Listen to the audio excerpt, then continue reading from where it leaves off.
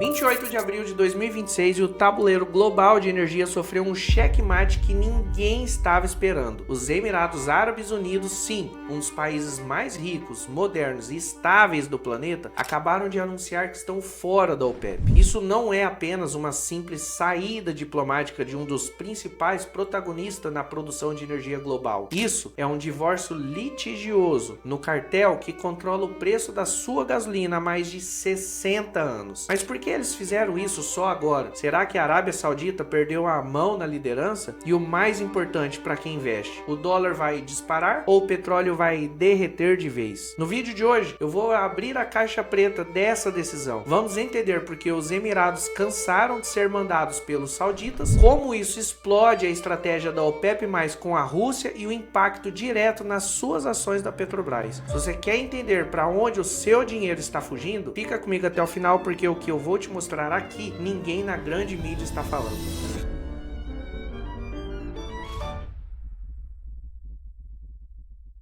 Para você entender a gravidade dessa saída, você precisa entender o que é o clube que eles abandonaram. A OPEP surgiu em 1960 com um objetivo simples: unificar as políticas petrolíferas e garantir preços justos. No início, eles contavam com a participação de 12 países membros, sendo a maioria do Oriente Médio e sendo responsável pelo controle de cerca de 30% de toda a produção global de petróleo. Na prática, eles agem como um cartel clássico. Eles decidem quem produz e principalmente quanto produzir. Se o mundo está com muito óleo e o preço cai, eles cortam a torneira. Com isso, o preço sobe e o mundo inteiro paga a conta. Mas em 2016, o jogo ficou ainda mais pesado quando surgiu a OPEP+.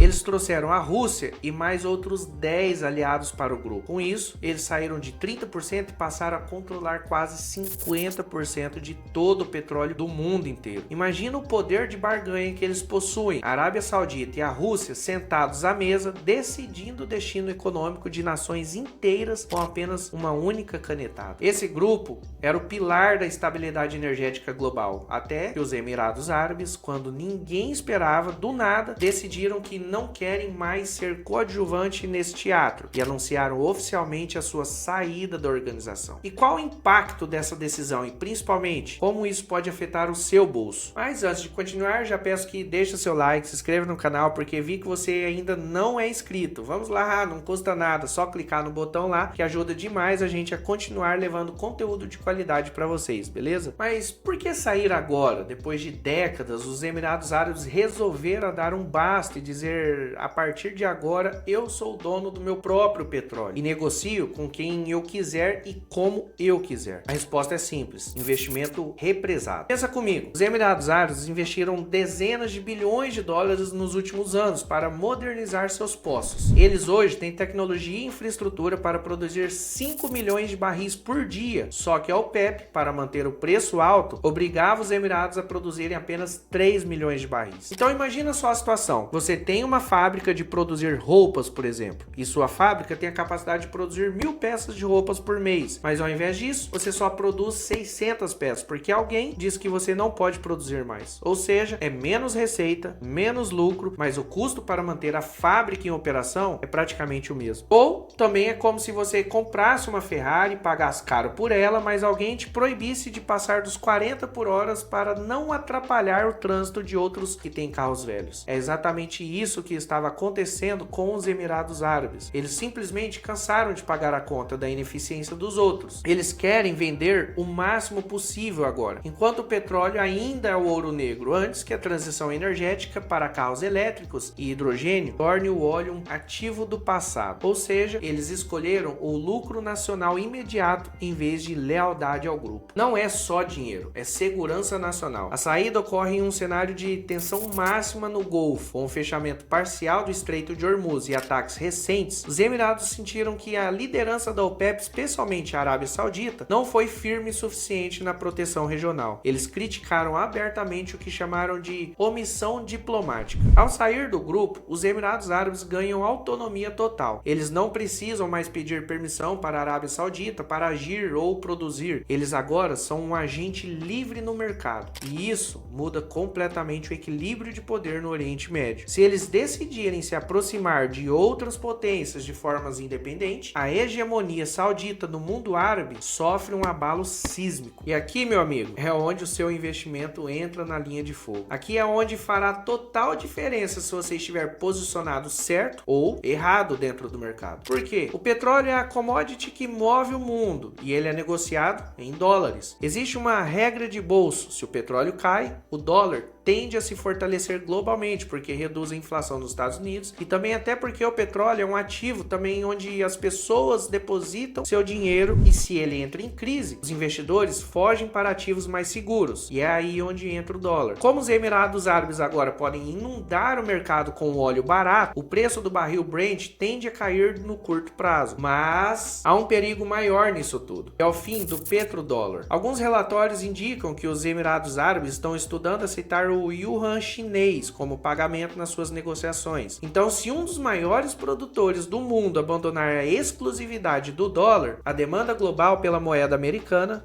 despenca. No Brasil, podemos ver uma volatilidade insana, o dólar subindo agora por causa do medo da crise, mas perdendo valor no longo prazo se o sistema financeiro global mudar de eixo. Então, no curto prazo, podemos ter uma queda nos preços do barril de petróleo por conta do aumento da oferta e uma valorização do dólar, mas no longo prazo, se os Emirados Árabes realmente adotarem o yuan, teremos uma inversão no eixo, podendo ver uma queda não só nos preços do barril de petróleo, como também no dólar. E a nossa querida Petrobras? Muita gente pergunta: se o Brasil produz muito petróleo, por que a gente ainda importa diesel e paga caro? Porque a gente que produz tanto tem que acompanhar o preço internacional, afetando diretamente a inflação no país. A resposta é que existe um certo descompasso entre o tipo de petróleo que produzimos e a capacidade das nossas refinarias. O nosso óleo no pré-sal é muito pesado e deveríamos ter indústrias para refinar esse óleo. Porém, nossas refinarias foram feitas para óleo leve. Na prática, funciona da seguinte maneira: quando você vai no posto abastecer, seja em diesel ou gasolina, aquilo ali é um produto refinado, não é o produto bruto que a empresa extrai lá nos postos de extração. Então nós exportamos o óleo bruto e importamos o refinado. Mas muita gente ainda pergunta: tá, mas por que não montamos indústria para fazer o refino desse produto? E aqui entra vários fatores, tá? O primeiro é o trauma que temos por acontecimentos recentes, com obras superfaturadas, atrasos em anos e corrupção, dinheiro gasto em refinarias que não deram retorno. Quem não lembra do caso que ficou mais famoso no Brasil, que foi o de Abreu e Lima? Isso por si só gera uma enorme insegurança institucional, levando a uma resistência de órgãos de controle para aprovar projetos dessa magnitude. Segundo é o tempo. Para fazer uma obra desse tamanho pode levar décadas. Investimentos que ultrapassam os 10 a 20 bilhões de dólares. E para compensar o investimento, o preço do combustível teria que se manter a preço de mercado por décadas. Então tudo é um investimento de longo prazo, o que chegamos ao nosso terceiro ponto, que é justamente a transição energética. Estamos vivendo um momento onde o mundo está caminhando para o fim dos combustíveis fósseis. Estamos vendo montadoras apostando cada vez mais alto em carros elétricos e vendo todo esse movimento. Já começam as especulações de que a era dos combustíveis fósseis pode estar chegando ao fim. E isso por si só já inviabiliza qualquer projeto grande nesse segmento, que levaria décadas para ser concluído. Até porque até lá, quem sabe poderemos já ter reduzido pela metade o consumo desses combustíveis ou até mais. Então veja que o buraco é bem mais embaixo. É muito complexo e muito burocrático. Bom, mas e as ações da Petrobras? Com a queda do petróleo mundial causado pelos Emirados Árabes, as ações da Petrobras sofrem um impacto direto. Menos preço por barril exportado significa menos lucro e, consequentemente, menos dividendo na sua conta. Além disso, a nova política de preço da estatal tenta amortecer essas variações, mas se o dólar disparar por causa da instabilidade no Oriente Médio, o custo de importar esse diesel que nos falta vai subir. A Petrobras vai ficar num dilema: ou aumenta o preço na bomba para não ter prejuízo, ou segura o preço e vê suas ações derreterem na bolsa. O cenário para o investidor brasileiro virou um verdadeiro campo minado hoje, onde o investidor precisará estar muito atento em cada decisão tomada pela companhia. O resumo da ópera é: a OPEP está mais fraca hoje do que em qualquer momento das últimas décadas. décadas. Perder o terceiro maior membro é um golpe de credibilidade. Estamos saindo da era dos cartéis coordenados para a era de cada um por si. Para você, investidor, a palavra de ordem é proteção. A volatilidade vai ser a sua nova vizinha. Para você, consumidor, não se iluda com quedas rápidas no petróleo, porque o câmbio pode comer todo esse ganho. E aí, o que você acha? Os Emirados Árabes foram geniais ou deram um tiro no pé ao peitar a Arábia Saudita e a Rússia? Comenta aqui embaixo se você possui ações da Petrobras e o que espera do mercado nesse momento. Não esqueça de deixar seu like, se inscrever no canal e ativar o sininho para continuar recebendo notificações de vídeos novos. Eu vou ficando por aqui, a gente se vê na próxima. Até lá, valeu e fui!